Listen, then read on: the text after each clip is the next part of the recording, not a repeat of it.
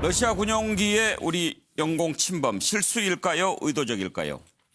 러시아 정부는 군용기가 한국 영공을 침범한 적이 없다면서 오히려 한국군의 대응 조치가 러시아 군용기의 안전을 위협했다고 주장했습니다. 자, 그런데 어제 청와대는 러시아 측이 기기 오작동으로 일어난 실수였고 유감을 표명해 왔다고 윤도한 국민소통수석을 통해서 밝혔습니다. 어떤 게 진짜 러시아 입장일까요? 헷갈립니다. 지금 청와대에서 곧 발표가 있다고 하는데 그 내용 들어오면 좀 더 알아보도록 하겠습니다. 처음에 러시아의 입장이 기기 오작동이다, 침범할 의도가 전혀 없었다라면서 유감을 표시해 왔다고 했을 때만 해도 그러면 그렇지, 이제 다시는 그런 실수하지 않겠지, 약간 안도했는데요. 만약에 지금 러시아가 밝힌 대로 우리는 침범한 적이 없다, 오히려 한국군의 대응 조치가 안전을 위협했다라는 게 공식 입장이라고 한다면 이건 정말 문제가 달라집니다.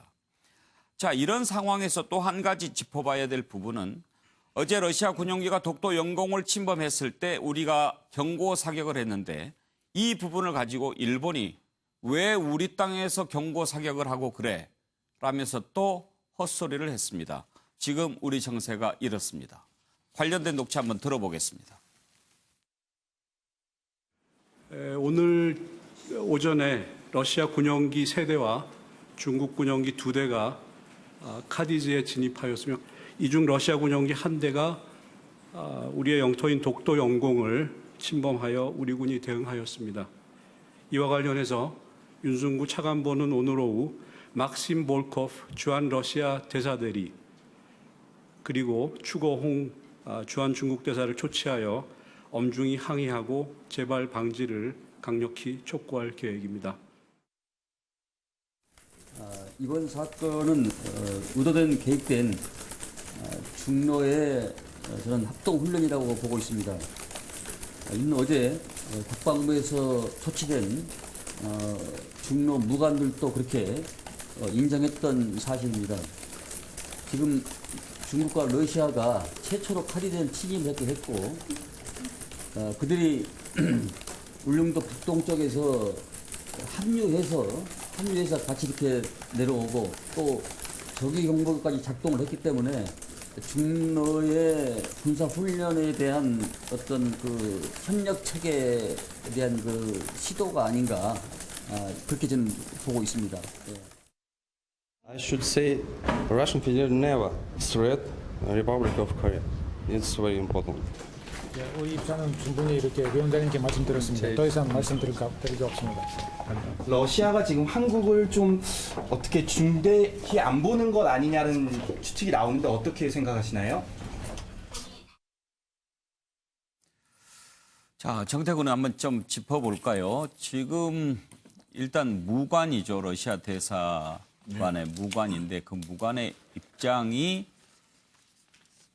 윤도한 청와대 국민소통수석이 밝힌 입장이고 이제 그 이후에 러시아 정부가 공식으로 입장을 내놓은 것은 우리 국방부가 지금 받아서 전한 건데 거기에 보면 전혀 말이 달라요. 어떤 게 러시아 입장일까요?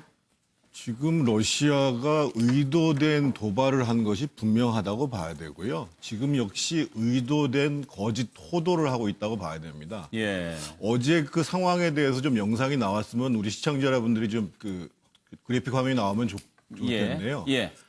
A-50이라는 비행기는 우리가 얘기하는 뭐 조기 경보 통제기라고 해서 방어형 기제가 아닙니다. 기본적으로 한 400km 정도를 내다볼 수 있으면서 움직이는 물체를 추적하고 그거를 같이 움직이는 폭격기에다가 신호를 전달해 주는 겁니다. 기본적으로. 그런데 지금 저 그림을 보시면 아시겠습니다만 조기 경보기가 독도 인근을 내려와서 돌아서 다시 스치듯이 올라갑니다. 예. 저거는 무슨 얘기를 하냐면 의도적으로 그러니까 우리 영토가 영공이 이제 울릉도하고 독도가 있는데 거기에 12해리는 우리의 영공인 겁니다. 예를 들면 러시아가 자신들의 영공을 갖다가 들어오는 비행 물체가 민간 항공기여도 폭격을 해가지고 격추시켰죠. 우리 지금 칼 007기가 엄청난 피해를 봤잖아요. 이런 상황임에도 불구하고 지금 러시아가 영공 침범이 없었다라고 얘기를 하는데 그러면서 우리 군이 무슨 공중에서 난동을 피웠다 이렇게 얘기를 한단 말이에요. 근데 제가 한 가지 분명히 설명드려야 될 게 뭐냐면요. 영공을 침범을 하게 되면 5가지의 단계가 벌어집니다. 예. 첫 번째는 경고 방송을 합니다. 두 번째로는 진로를 차단하는 이때부터 심각한 상황입니다. 비행기가 진로를 차단하게 되면 예. 그 과정 속에서 충돌이 발생할 수 있는 상황이에요. 그렇죠. 세 번째 단계는 뭐냐면 우리가 사격을 할 수 있다는 걸 보여주기 위해 가지고 우리 비행기에서 예. 불꽃을 틉니다. 그걸 프레어라고 얘기를 하는데 예. 그런데도 불구하고 이걸 또 무시한 거예요. 그래서 경고 사격을 보낸 겁니다. 처음에 120발, 나중에 240발 정도를 보낸 거예요. 예. 그럼 그 다음 단계는 뭐냐? 조준 사격을 하는 겁니다. 러시아 같은 경우가 옛날에 우리 민항기에 대해서 바로 미사일 공격을 했잖아요. 조준 사격이 이제 군사적인 조치인데 그것은 맨 마지막 조치고 그 전에 네 번째 단계로 이제 강제로 착륙시키는 방법이 하나 있기는 하죠. 네. 사실은 저 비행기가 어떤 활동을 했는지를 알 수 없기 때문에 필요하다면 착륙시킬 수 있는 거죠. 예. 그러니까 그 비행기가 경고 사격할 때까지 우리 영공을 계속 돌아다녔다는 거 아니에요, 기본적으로. 예. 그런 상황 속에서 어저께 윤도한 청와대 홍보수석의 국민소통수석의 발표가 있었잖아요. 오늘. 예. 그래서 제가 문제를 삼는 건 뭐냐면 그렇게 무관이 발뺌을 하더라고 하면서 강력히 러시아 측에 항의를 하고 러시아의 공식 입장이 무엇인가를 요구했어야 됩니다. 오늘 윤상현 그 외교통일 국회위원장은 뭐라고 얘기했냐면 러시아 대리사를 불러가지고 얘기를 했더니만 똑같이 기기가 오작동했다라고 얘기를 하니까 명백한 침범이고 유감을 표한다, 항의한다라고 하고 그 입장을 확인했다는 거 아니겠어요? 예. 그래서 저는 어제 군에서는 이 문제가 더 크지 않도록 하기 위해서 우리 공군은 비교적 잘 대응했는데 사실은 이 사태가 의미하는 것이 어떤 정도의 것을 의미하는지를 청와대 국민소통수석이 잘 몰랐고 저는 이 문제와 관련해서는 우리 정부가 러시아에 강력 항의하는 것 그래서 앞으로 절대로 다시 한번 우리 영공은 말할 것도 없고 우리의 방공 식별 구역에 저렇게 무단으로 들어오는 이 행위에 대해서 강력히 대응할 것을 갖다가 얘기를 하고 또 그런 사태가 발생하지 않도록 약속을 받아내야 됩니다. 예. 자, 정예남 교수, 오전에 좀 헷갈리는 상황이 있었습니다. 그러니까 윤도한 수석이 러시아가 좀 유감을 표명해왔다 이런 입장을 밝혔고 그 뒤로 곧바로 이어서 이제 안교백 국회 국방위원장이 합참 보고를 받은 뒤에 러시아가 뭐 잘못했다라고 하는 것은 허언이다. 이것은 분명히 의도된 도발이다라고 얘기했을 때만 해도 뭐지 왜 청와대와 여당 국방위원장 간의 입장이 이렇게 다르지 좀 헷갈렸거든요. 그렇습니다. 이게 이제 국방위원장의 어떤 인식이 지금 현재로 봐서는 굉장히 현실적인 인식을 하고 있는 것으로 예. 보여지는데요. 청와대 대응, 특히 이제 소통수석의 그 논평을 통해서 본다면 좀 지나치게 외교적 대응에 지금 주력하는 거 아니냐 이런 예. 느낌을 준단 말이에요. 뭐 이런 문제가 터졌을 때 막 무슨 난리가 난 것처럼 뭐 외교 관계를 뭐 단절한다든지 이렇게 갈 수는 없는 것이지만 그래도 명백하게 이번 그 영공 침범은 명백한 주권 침해이거든요. 이게 이른바 그 방공 식별구역, 카디지라고 하는 방공 식별구역에 진입한 것도 아니란 말이에요. 우리 영공을 침범한 거잖아요. 이런 부분의 주권 침해 사항에 대해서는 반드시 엄정 대응을 해야 되는 것이고 엄정 대응이라는 것이 다른 말로 하면 뭐 무관을 초치해서 경위를 들어보는 정도가 아니라 예. 재발 방지를 약속을 받아내야죠. 사과와 더불어서. 이런 좀 강력한 대응이 좀 아쉬운 부분이라는 생각이 들고요. 이를테면 이게 이게 이번에 뭐 러시아 무관 불러서 한 것도 있는데 또 왜 중국은 안 부릅니까? 예. 중국에 대해서도 강력하게 항의해야 되죠. 그런 면에서 보면은 물론 러시아 측이 지금 약간의 책임을 회피하기 위해서 말 바꾸기를 한다든지 뭐처럼 기기 오작동이라든지 또는 경보기가 분명히 영공을 침범했음을 불구하고 책임을 모면하기 위해서 폭격기는 영공을 침범하지 않았다든지 예. 이런 식의 지금 궤변을 늘어놓고 있는데 이것이 어쩌면 의도됐든 의도되지 않았든 이게 우연한 거냐? 지금 이미 많은 전문가들이 예측하고 있고 전망하고 있듯이 이것은 미국의 동아시아 전략, 이른바 여기에 대한 중러의 견제 차원에서 이미 예정된 훈련이라는 것. 이 말은 다른 말로 뭐냐면요. 이 동북아 긴장이 조성되면서 이게 그냥 한 것이 아니라 훈련을 핑계로 앞으로도 자주 일어날 수 있다는 것을 보여주는 것이라고 보여지거든요. 그렇다면은 이번 기회에 자, 이미 벌써 러시아 측의 영공 침해라고 하는 것이 움직일 수 없는 증거가 확보됐잖아요. 예. 그걸 토대로 강력하게 대응할 필요가 있다. 저는 이렇게 보여집니다. 예. 자, 최경철 의원 지금 청와대가 발표를 한 것 같습니다. 러시아 측이 계획된 비행이었다. 그리고 우리 측의 F-16이 비전문적인 그런 위협을 했다라는 게 지금 이제 러시아 측의 입장이고 청와대가 확인한 것 같은데 그렇게 되면 윤도한 수석의 오늘 아침 발표는 어떻게 되는 겁니까? 그건 뭐 거짓말이 돼버린 거죠. 결국 피노키오가 돼버렸는데 결국 그 제가 어제부터 오늘까지 만난 사람들 대부분이 저한테 하는 얘기가 지금 정부가 문재인 정부가 평화를 추구하는 것은 좋다. 평화를 누가 추구하지 말라고 그러냐. 평화를 추구하는 것은 좋지만 다른 나라들에 대해서 그런 음흉한 의도가 혹시 있을지도 모르니 그러한 것에 대해서는 경계의 끈을 놓쳐서는 안 된다. 그러한 것들이 공통된 의견인데 이 정부는 자꾸만 다른 나라, 특히 북한, 또 오늘 또 다시 확인됐지만 중국이나 러시아조차도 자꾸만 평화적인 시각, 그 의도에 대해서 자꾸만 선하다는 의도, 그런 식으로 자꾸 몰고 가다 보니까 결국에는 자꾸만 뒤통수를 맞는 것이 아니냐. 결국에는 국민은 불안하다는 것이거든요. 국민의 안전은 누구한테 위탁이 있습니까? 결국 국가의 위탁이 있지 않습니까? 국가가 폭력을 독점하고 우리의 안전을 지켜주는 것인데 우리 정부가 너무 북한에 대해서 그리고 중국에 대해서 러시아에 대해서 너무 안일한 생각을 하고 있는 것이 아닌지 저는 사실 굉장히 불안하고요. 지난번에 삼척 목선 침투가 아니죠. 뭐 어쨌든 삼척 그 목선 상륙 사건에서도 보듯이 우리 정부가 너무나 사건이 일어날 때마다 너무 안이하게 생각하거든요. 결국 사건이 일어나자마자 바로 북한 뭐 기순의사 있는 사람은 기순 받고 그다음에 돌아가고 싶은 사람은 바로 돌려보내버리고 너무나 조사도 허술하고 이번 사건도 그렇지 않습니까? 오늘 아침에 말했던 것이 오후에 바뀝니다. 결국 국민들은 정부가 과연 우리나라를 지킬 의사가 있는 것인지 의도가 있는 것인지 의지가 있는 것인지 불안해하고 있습니다. 예.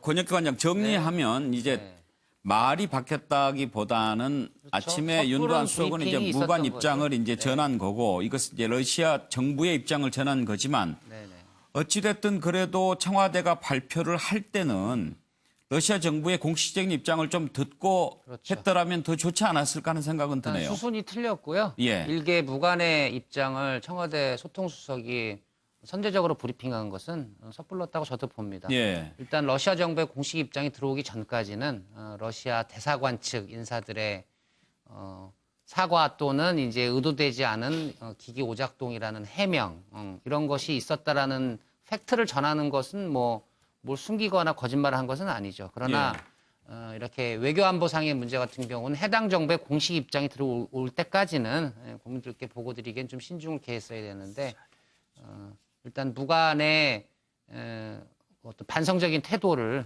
섣불리 전달하는 것은 일단 실수인 것 같고요.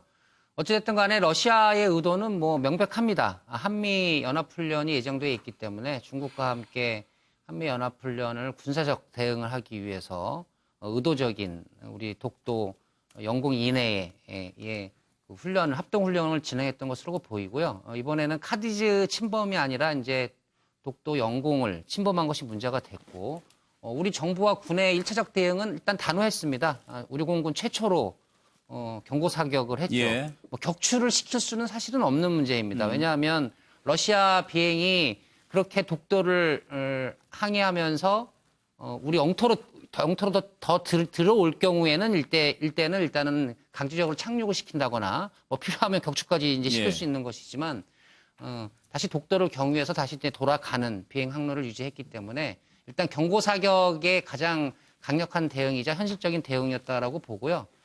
물론 지금 러시아 정부가 말은 바뀌었습니다만 러시아 대사 대리가 국회 외통위원장에게 이야기했던 것도 러시아 정부는 국제법을 준수한다. 일단은 대사의 말이니까요. 준수한다라고 이미 밝혔고 한국 정부가 러시아 군용기가 국제법을 어기고 대한민국의 영토를 침범했다는 근거 자료를 준다면 조사에 착수하겠다.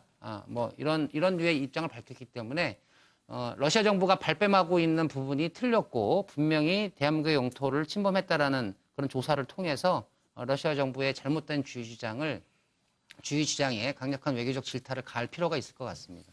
예, 자 이제 좀 정리를 해보겠습니다. 일단 오늘 아침에 윤도한 청와대 국민소통수석이 러시아 대사 대리 그리고 무관의 입장을 밝힌 것은 분명히 러시아의 공식 입장이 아니었다는 것이 이제 밝혀졌습니다. 그 발표는 무의미해졌습니다. 이제 러시아 정부의 공식 입장과 다른 입장을 밝힌 러시아 대사 대리와 무관에 대한 조치를 러시아가 어떻게 할 것인지는 러시아 문제고, 지금 일단 청와대가 밝힌 내용을 정리를 해보면 러시아가 한국 F-16 두 대가 비전문적인 비행을 했다라고 주장합니다.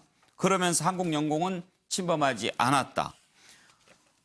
러시아가 한국 공군 측의 유사한 비행이 반복이 되면 대응 조치할 수 있다. 이런 얘기도 했다고 합니다.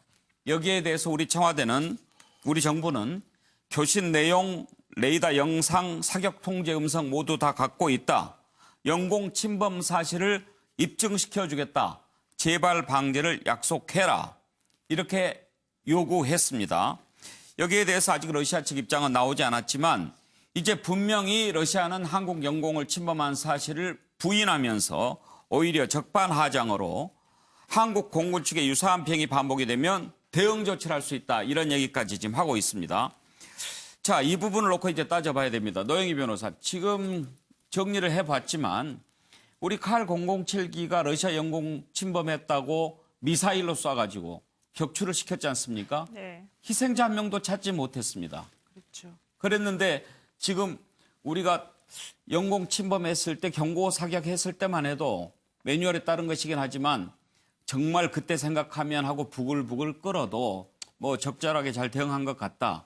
그리고 유감 표명했다고만 할 때도 괜찮다. 그랬는데 이제는 상황이 좀 달라진 거 아닙니까? 근데 이게 조금 정리를 해봐야 될 필요가 있는데요. 이 방공 식별 구역이라고 하는 거는요.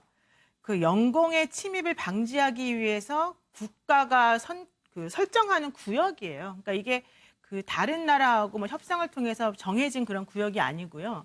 우리 같은 경우에 설정한 이 방공 식별 구역은 이어도까지 이렇게 계속 이어져서 다른 나라랑 또 겹치는 부분도 사실 있거든요. 그래서 이런 방공 식별 구역이 1950년대 이후에 만들어졌는데 여기에 대해서 만약에 뭐 다른 나라의 그 뭐 정찰기나 이런 것들이 침입을 한다고 해서 무조건적으로 미사일을 쏘거나 무조건적으로 공격을 하면 또 나중에 오히려 더 큰 분쟁을 야기할 수가 원래 있어요. 그러니까 예. 영공이 아니기 때문에. 그래서 지금 제가 봤을 때는 러시아에서 한국이 뭐 F-16 두 대를 가지고 비전문적으로 비행하면서 자기네들이 위협했다고 말하는 게 바로 그 부분인 것 같아요. 그렇게 따진다라고 한다면은 러시아 입장에서는 우리는 그쪽 뭐 침범도 안 했는데 한국이 우리를 이렇게 방해하고 우리를 공격했기 때문에 문제다라고 아마 지금 주장을 하려고 하는 것 같은데, 만약에 그렇다라고 한다면은 지금 우리가 가지고 있는 여러 가지 자료들이나 이런 거를 근거로 해서 러시아 말이 틀렸다는 것을 이제 입증을 해서 확인을 하면 될 것 같고요. 여기에 대해서 어제 우리가 360발인가를 쏘면서 대응을 한 건 매우 저는 잘했다고 봅니다. 왜냐하면 사실 어떻게 될지 모르는 부분이었기 때문에. 그래서 그런 부분에 대해서 각국의 이제 입장이 있기 때문에 그거는 사실관계를 확인한 다음에 좀 더 정밀하게 분석해보는 것이 필요하지 않을까 생각이 조금 들어요. 다만 여기서 제가 좀 안타까웠던 부분은 일본이 뭐 자기네에 있는 곳에 대해서 한국이 나서냐 뭐 이렇게 말도 안 되는 소리를 한 것에 대해서 한국과 미국이 모두 대응을 잘했다 이렇게 말하는 거는 사실은 저는 매우 부적절했다라고 보는데, 지금 미국이 가지고 있는 어중간하고 애매한 스탠스 때문에 이런 행동을 취한 것 같거든요. 그래서 이 부분과 관련해서는 일단은 사실관계 확인을 우리가 이제 하게 되면 러시아가 아마도 그 후속 조치를 좀 하게 되지 않을까. 또 하나는 그럼에도 불구하고 우리 정부가 사실 지금 하고 있는 대응 자체는 저는 지금 특별히 문제는 없어 보인다 이렇게 말씀드리고 싶습니다. 예, 정태근 의원.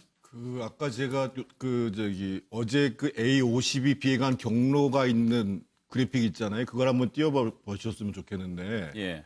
지금 일단 이게 이제 연공의 문제고요. 그리고 동해는 우리 방공 식별 구역이 겹치는 지역이 없습니다.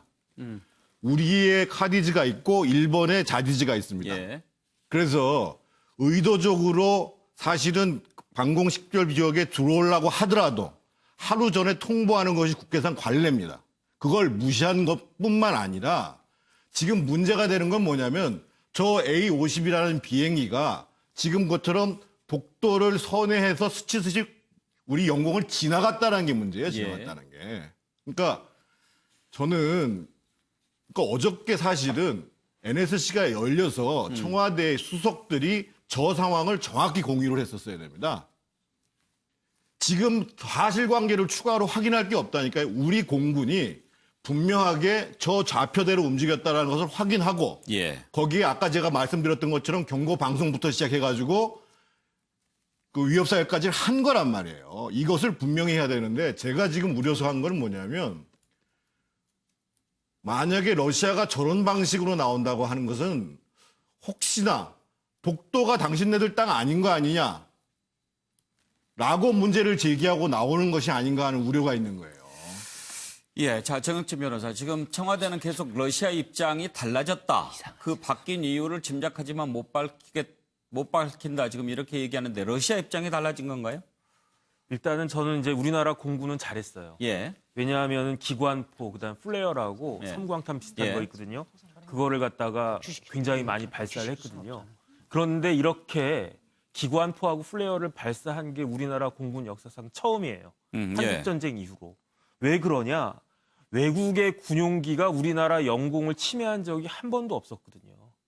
그런데 지금 정태근 의원께서 말씀하셨다시피 그러니까 역사상 최초의 일이 우리나라 영공에서 발생을 했는데 NSC가 열리지가 않았어요. 그러니까 NSC가 열리지 않으니까 어떤 일이 발생을 했느냐. 그 청와대 수석이 잘못된 이야기를 한 것이 사실은 그 무관도 제대로 알고 이야기를 했는지 모르고 이야기했는지 모르지만 오작동이라고 하는 것이 있을 수가 없는 일이거든요. 왜냐하면 지금 들어온 게 전투기가 아니고 조기 경보기거든요. 그러니까 조기 경보기는 하늘에서 GPS를 갖다가 받아요. 그렇죠. 근데 그게 땅에서 받는 것보다 훨씬 더 정확한 거거든요. 거기에다가 조기 경보기이기 때문에 또 지상에서 레이더하고 교신하고 하기 때문에 오작동이 있을래야 있을 수 없다라고 하는 것이 공군 관계자들의 이야기예요. 그렇다라고 한다면 왜 러시아가 우리나라 영공을 침범을 했느냐? 정 의원님 말씀하신 것처럼 독도가 우리나라 땅이 아니다라고 주장을 하는 거냐? 제가 봤을 때 그건 아닌 것 같고요. 오늘 볼턴이 왔잖아요. 볼턴이 온 이유 중에 가장 큰 이유 중에 하나는 제가 봤을 때 중동 문제인 것 같은데 호르무즈 해협. 거기에 이제 우리나라 파병하라는 이야기가 지금 나오고 있지 않습니까? 만약에 굳이 이야기를 한다면은 그런 부분들에 대해서 한국이 중동 같은 왜냐하면 러시아 입장에서는 중동이 굉장히 민감한 문제이기 때문에 거기에 대해서 뭐 경고를 갖다가 한 것 정도로밖에는 생각이 안 되는데 왜 러시아가 이런 일을 했는지 저는 사실은 납득을 못 하겠습니다. 예, 정태근이요. 그동안에도 보면 계속 저희 방공식별 기억을 무단으로 침범한 경로가 어디냐면은요. 독도하고 울릉도 사이입니다. 그게 직선거리로 한 80km 정도 됩니다. 그래서 이번에 더더군다나 중국과 러시아가 동시에 합동훈련을 하면서 그것을 무단으로 침범했다는 것은 뭐냐면 이 동아시아의 하늘 내에서 우리가 무단위로 다닐 수 있는 공간들을 열겠다는 의도를 분명히 갖고 있는 것이고 그것을 지금 독도 영공을 갖다가 무단으로 침범한 것 이것으로 나타나고 있는 문제거든요. 그래서 제가 이걸 왜 이렇게 강조하냐면 결국은 동아시아에 있어서 한미일이라는 축이 존재를 했었고 그리고 북중러라는 축이 존재했는데 한일 간에 균열이 생기면서 예를 들면 이런 일이 벌어지니까 조금 이따 얘기하겠습니다만 일본 애들이 야 독도 문제 가지고 왜 니들이 얘기하냐 이런 식으로 나와버린단 말이에요. 그러니까 기존에 전통적으로 소위 북중러의 축을 방어할 수 있는 우리의 동맹체제가 무너지고 있다는 것들을 중국과 러시아는 간파한 거죠.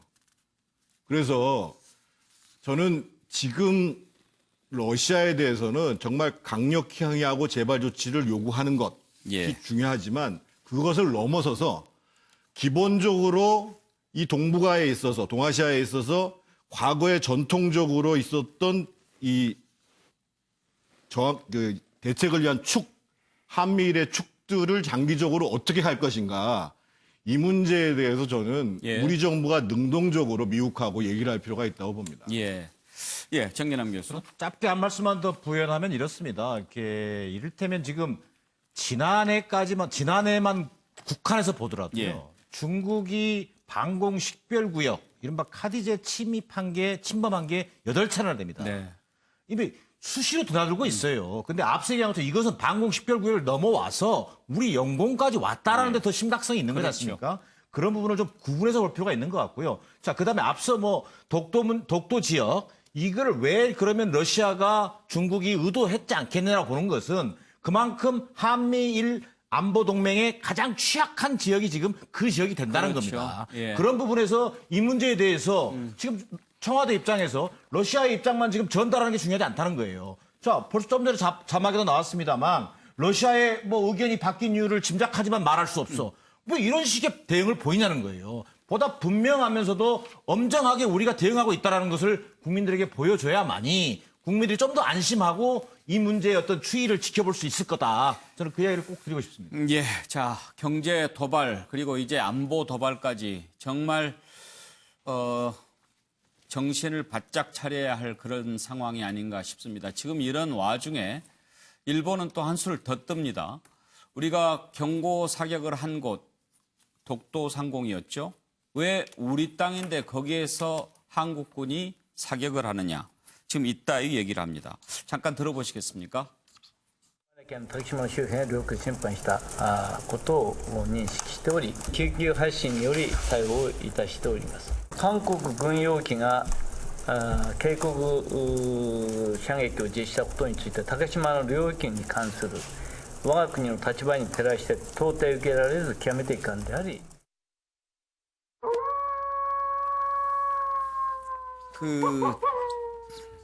뭐 늑대가 왜 우는지 짐작은 하지만 제가 밝히지는 않겠습니다. 정태근 의원, 지금 일본 보면 그 곰팡이, 바퀴벌레 이런 생각이 나요. 틈만 있으면 이렇게 비집고 들어오죠.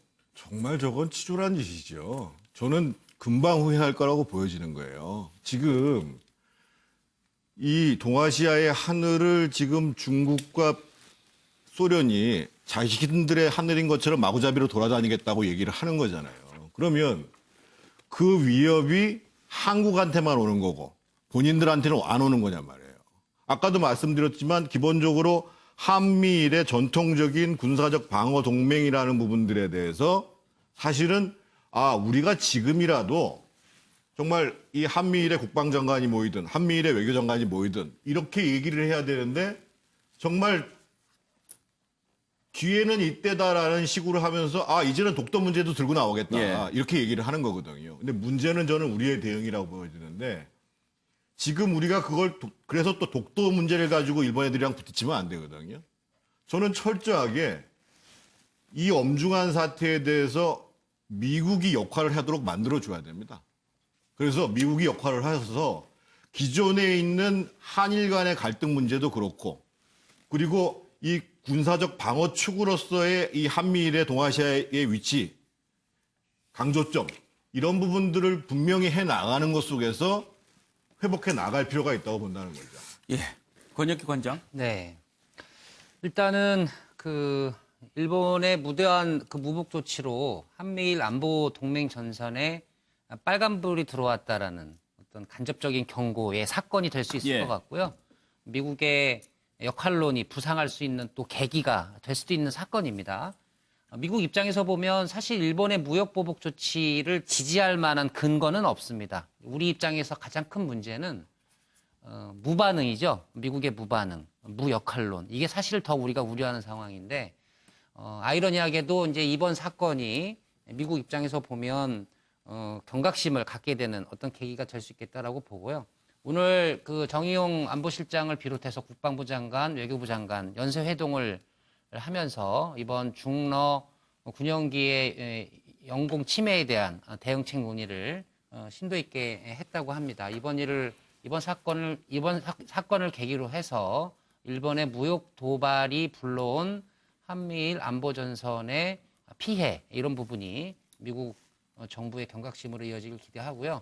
어찌됐든 간에 러시아가 한국 정부와 한국 주권을 침해할 의사 없었다. 한국 영토를 침해할 이유가 없었다. 이렇게 한국 정부와 대화를 하면서 자연스럽게 독도는 우리 영토 영역에 있다는 것을 다시 한번 간접적으로 증명해서 저는 좀 전에 보여줬던 일본 관방장관의 브리핑에 의문의 일패를 기록해 준 사건이기도 하다. 이렇게 봅니다.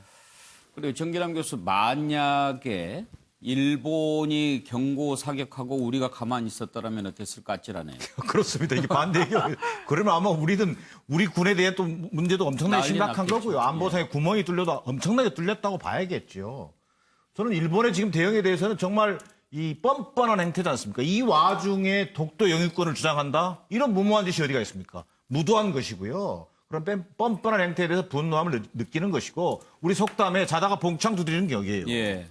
지금 와서 이런 어수선한 틈을 타서 지금 이 도발을 하는 건데 저는 이게 바로 앞서 얘기했던 중러의 명백한 이게 의도된 침입이었다고 보는 것 중에 하나가 우리 독도를 영공을 침범했다는 것도 중요하지만 소위 이른바 한미 1, 소위 이른바 안보의 어떤 삼각 동맹이랄까 여기에 취약한 고리를 노리고 왔다는 것에 우리가 일본이 그대로 놀아나는 거 아니냐. 예. 지금 현재 경제보복, 일본의 경제보복으로 인해서 경제 분야 갈등이 심각합니다. 근데 이럴 때 지금 우리가 나왔던 얘기 중에 하나가 자 지소미아를 소위 한일 군사 정보 보호 협정 예. 이걸 뭐 철회해야 되는 거 아니냐 이런 논의도 있었지만 자칫 경제 분야의 갈등이 안보 분야로까지 교차 오염되는 이런 상황은 막아야 된다. 예. 이런 어떤 그 과제랄까 중차대한 어떤 차원에서 볼 때 일본의 이 행태는 정말 무모하고 도발적인 행태로 규탄받아 마땅하다 이런 판단입니다. 예, 오늘 정태근은 할 말이 많은 것 같습니다. 제가 한 말씀만 못하면은요, 문재인 정부가 한미동맹의 중요성을 무시하고 있다거나 또 가볍게 생각하고 있다고 말씀을 드리는 것은 아닙니다. 근데 객관적으로 지난번에 그 일본 오사카에서 G20 회의가 열렸었는데 그때 미국이 소위 태평양 인도 전략을 구축하는 과정 속에서 그때 연단에 섰던 나란히 앉았던 사람들이 미국, 일본, 그리고 인도, 호주 이렇게 돼 있고 우리는 없었습니다. 제가 우려하는 말은 뭐냐면 우리 정부가 그것을 가볍게 생각하고 있다는 것이 아니고 정말로 이 인도태평양 축에서 우리가 정말 중요한 축의 일원이다라는 것들을 국제적으로 대접을 받아야지 중국과 러시아가 우리가 약한 고리다라고 인식을 안 하게 된다는 거죠. 예. 그래서 조금 더 그 선상에서 중요한 역할을 할 수 있도록 정부가 역할을 해야 된다. 이런 의미로 말씀드리는 겁니다. 예, 자, 또 한 가지 짚어볼 부분이 지금 러시아의 영공 도발이 한국과 일본 간에 벌어진 틈을 이용한 측면도 있어 보이지만 또 하나는 볼턴 안보 보좌관이 우리나라에 와 있는 상황에서 일어났던 일이다라는 점도 한번 주의 깊게 들여다봐야 할 것 같습니다. 자, 볼턴 보좌관 한국에 와서 주요 인사들 만나느라고 아주 바쁜 일정 보냈는데 관련된 영상을 한번 보시겠습니다. 지금 볼턴 보좌관 만나고 오신 거 맞나요? 네, 만나고 왔습니다. 제가 요청해서 만났고요. 어저께 중국과 러시아가 영공을 침범하고 카디지를 침범하고 이런 사태가 있었던 것처럼 한미 동맹이 매우 중요하다는 것을 강조했고 또 일본 수출 보복은 결국 안보에 있어서 한미일 삼각 협력에 도움이 되지 않는다라는 부분을 강조했습니다. Very productive discussions across a wide range of issues, and look forward to working on these issues going forward. Does it include Christians? 광범위한 주제 아주 생산적인 대화, 전형적인 레토릭이네요. 최경철 의원. 볼턴이 우리나라에 바로 오지 않고 일본에 갔다가 왔죠. 예. 그만큼 미국은 사실 미일 동맹을 한미 동맹보다 더 소중히 여기고 더 값어치 있게 여긴다는 것이 국제정치의 현실이죠. 왜냐하면 일본이 더 잘 살기 때문입니다. 강한 나라도 잘 사는 나라, 더 강한 나라를 좋아할 수밖에 없는 거죠. 약소국의 현실인데 어쨌든 미국은 일본이 이러한 조치를 취했다는 것에 대해서 사전에 알았다는 것이죠. 그것이 매우 슬픈 현실인데 그럼에도 불구하고 우리가 이것을 슬프다고 울고만 있어서는 안 된다는 거죠. 볼턴이 어쨌든 우리나라에 왔기 때문에 예전보다 상당히 트럼프가 집권한 이후에 미국이 매우 한미동맹에 대해서 어정쩡하죠.